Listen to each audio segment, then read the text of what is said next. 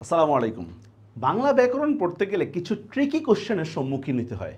এখানে যে ৪টা অপশন আছে, ৪টা অপশনের কোনটা উপসর্গও হইতে পারে, অনুসর্গও হইতে পারে।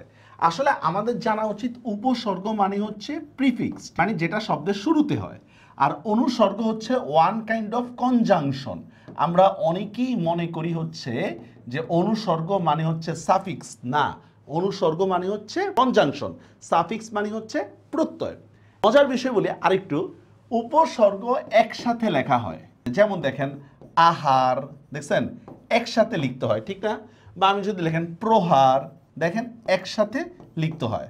আর অনুসর্গ ওয়ান কাইন্ড অফ বিভক্তি বা আলাদা করে লিখতে হয়। যেমন দেখেন তোমার জন্য ভালোবাসা, তো দেখেন এখানে জন্য শব্দটা এটাই কিন্তু একটা অনুসর্গ। তাহলে আমরা আরেকটা কমন জিনিস পাইলাম, সেটা কি? উপসর্গ একসাথে লিখতে হয়, অনুসর্গ আলাদা লিখতে হয়। এখন প্রশ্নটা হচ্ছে এখানে অপশনে কোনটা উপসর্গও হইতে পারে, অনুসর্গও হইতে পারে। প্রথমে আসেন উপসর্গ কাকে বলে? যে বর্ণ বা বর্ণ সমষ্টি ধাতু বা শব্দের শুরুতে এসে কি করে অর্থের পরিবর্তন, সম্প্রসারণ, সংকোচন করে, সেটাকে হলো উপসর্গ। আমরা ওগুলো তার বিশ্লেষণ করতেছি না।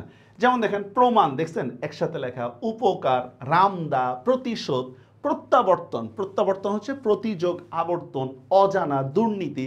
এখানে দেখেন মার্ক করা যেগুলা, এগুলো সবই উপসর্গ। দেখেন সব কিন্তু একসাথে লেখা। এবার আসেন অনুসর্গ কাকে বলে? যে অব্যয়গুলো স্বাধীনভাবে ব্যবহার হয় অথবা বিভক্তির মতো কাজ করে, মানে আলাদা করে লিখতে হয়, সেটাই হচ্ছে আমাদের অনুসর্গ।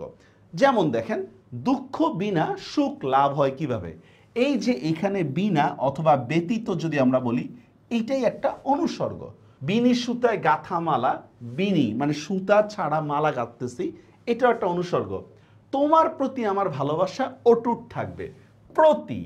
এই যে একটা জিনিস পাইলাম, দেখেন এখানে আমরা কি পাইলাম? প্রতিশোধ। খেয়াল করেন এই প্রতিশোধ বানানে প্রতিটা আমরা পাইছি উপসর্গ।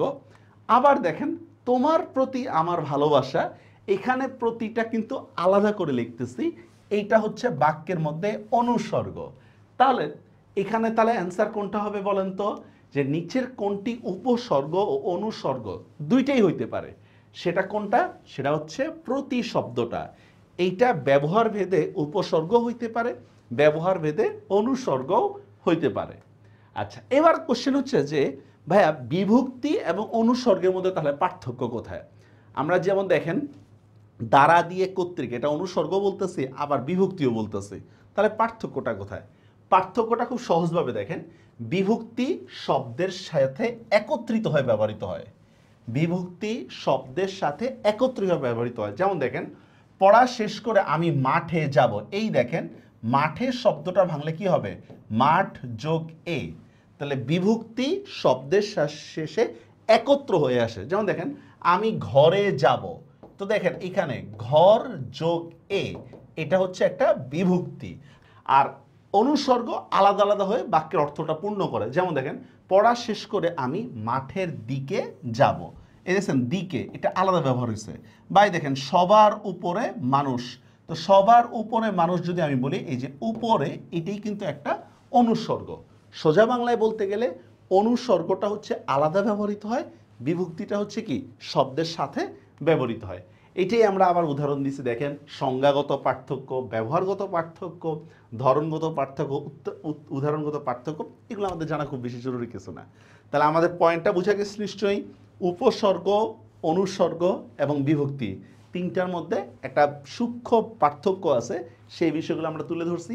আর এরকম ক্রিটিক্যাল কোশ্চেন পেলে কিন্তু অবশ্যই ঠান্ডা মাথায় অ্যান্সার করতে হবে। সবাই ভালো থাকবেন, আল্লাহ হাফেজ।